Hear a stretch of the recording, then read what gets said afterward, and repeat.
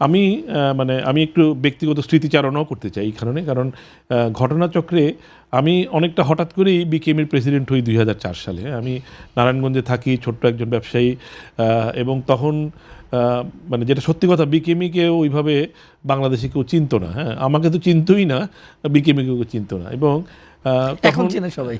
যাই হোক, যেটা এখন যাই আছে, এটা আমি ওই ইতিহাসে যাচ্ছি না। আমার এটা বলার কারণ হচ্ছেই যে তখন বেগম খালেদা জিয়া তাদের এই বিএনপি তাদের দ্বিতীয় টেনুর পার করছে নাকি ২০০১ থেকে, আমি ২০০৪ সালের কথা বলছি। তো আমি অনেকটা দুঃসাহস করেই প্রধানমন্ত্রীর চাইলাম, সাক্ষাৎ চাইলাম। হ্যাঁ, অনেকটা দুঃসাহস করি, কারণ এটা কেউ চিনে না, আমাকেও চিনে না, বিকেএমইকে চিনে না। আমি পদ্মা সেতু, মেট্রো রেল এবং এলিভেটেড এক্সপ্রেসওয়ে নির্মাণের গর্বিত অংশীদার বসুন্ধরা সিমেন্ট। রিজেক্ট হবে মনে করি এটা পাঠাইলাম। তো আমি আমার কোনো চ্যানেলও ছিল না, অনেস্টলি বলছি, যেটা এই একটু তদবির করা, ওই তদবির ছাড়াই আই গট দ্য অ্যাপয়েন্টমেন্ট। হ্যাঁ, আমাদের টিম শো অ্যাপয়েন্টমেন্ট। এবং তখন একটা বার্নিং ইস্যু ছিল মার্কেটে। এই কয়েকদিন আগেই, আমাদের দেখা করার কয়েকদিন আগেই সরকার ওই বেনাপোল দিয়ে সুতা, আপনি যেটা এখনও একটা বার্নিং ইস্যু, বেনাপোল দিয়ে সুতা আমদানি বন্ধ করে দিয়েছে।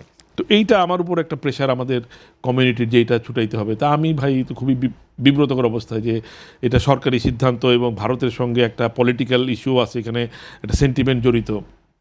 তো এবং তখন মতিন চৌধুরী সাহেব হচ্ছেন মাননীয় বস্ত্রমন্ত্রী। যদিও আমরা বস্ত্রের আন্ডারে না, কিন্তু বিটিএমএ যারা এটার পিছনে ছিল, যে সুতা টুতা আমদানির জন্য, তারা গিয়ে ওনাকে বুঝাইলেন যে এরকম বিকেএমই যাচ্ছে মাননীয় প্রধানমন্ত্রীর সঙ্গে দেখা করতে, ওনারা বোধহয় এটার দাবি করবো। ওনারা অনুমান করলো, বা আমাদের এখান থেকে কোনো লিক হয়েছে কিনা জানি না, আমাদের দাবি তো এটা ছিল। আমাকে মতিন সাহেব ডেকে নিলেন ওনার দপ্তরে এই কয়েক ঘন্টা আগে, এবং বললেন যে আমরা যদি এই দাবি তুলি তাহলে উনি এই প্রোগ্রাম ক্যান্সেল করে দিবেন। তা আমি ওনাকে একটা মিথ্যা আশ্বাস দিয়ে আসলাম যে না, আমরা এটা দাবি তুলব না। তা আমরা মিটিংয়ে আসলাম, আমার তো মিটিংয়ে ঢোকা দরকার। তো মিটিংয়ে ঢুকে আমি অনেকটা সাহস করি, অন দ্য স্পট আমি এই দাবিটা তুললাম যে মাননীয় প্রধানমন্ত্রী এরকম। তো উনি বলেন না, এটা হবে না, এটা কিছু হবে না। আমাকে শেষও করতে দিলেন না। আমি বললাম, যদি আমাকে 1 মিনিট সময় দেন তাহলে আমি একটু আপনাকে যদি ব্যাখ্যা করি, যেটা বিজেপি শুরু করেছিল বাট এক্সপো, আমরা আমাদের অস্তিত্ব জানানো দেওয়ার জন্য নিট এক্সপো শুরু করলাম। ওইখানে মাননীয় প্রধানমন্ত্রী ছিলেন প্রধান অতিথি, উনি আসলেন, এবং ওই এখন যে ইন্টারকন্টিনেন্টাল, তখন শেরাটন, ওনাকে রিসিভ করে ওই ডায়াসে যাওয়া পর্যন্ত আমি হাঁটতে হাঁটতে ওনাকে অনেকটা মনে করাই দিলাম যে আমি একটা দাবি করছিলাম আপনার কাছে এটা, তো যদি আজকে এরকম একটা ঘোষণা দেন।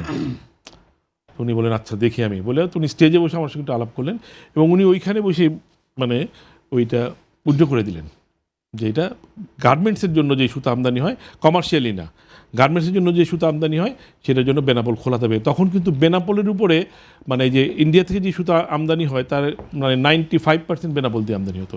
এই যে ওনার বিচক্ষণতা, এবং আমি আমার কৃতজ্ঞতাটা জানাচ্ছি এইখানে, যে আমরা একটা নাম না জানা সংগঠন, আমাদেরকে উনি যেইভাবে গুরুত্ব দিয়েছেন এই সেক্টরের, আমি সেক্টরের গুরুত্ব বলছি, বিকেএমইর গুরুত্ব না, এটা সেক্টরের গুরুত্ব।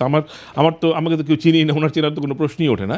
এবং যে ওনাকে আমি যতটুকু কাছ থেকে দেখেছি, যে সিদ্ধান্তগুলোর সঙ্গে একটা পলিটিক্যাল আইডিওলজি থাকে, কিন্তু আমরা যেটা পলিটিসাইজ ডিসিশন বলি, হ্যাঁ, এইটা ছিল না, একেবারেই ছিল না। হ্যাঁ, যে সব কিছুর সঙ্গেই দলীয় কোনো একটা দৃষ্টিভঙ্গি যোগ করতে হবে, এটা ছিল না।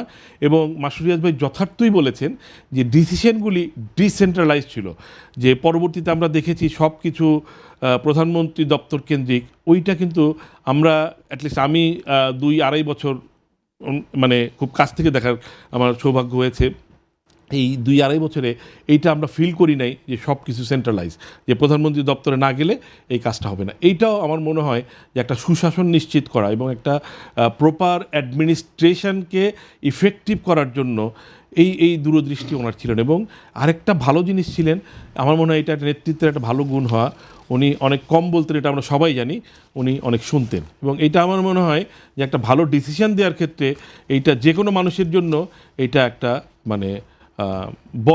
বড় একটা অ্যাডভান্টেজ।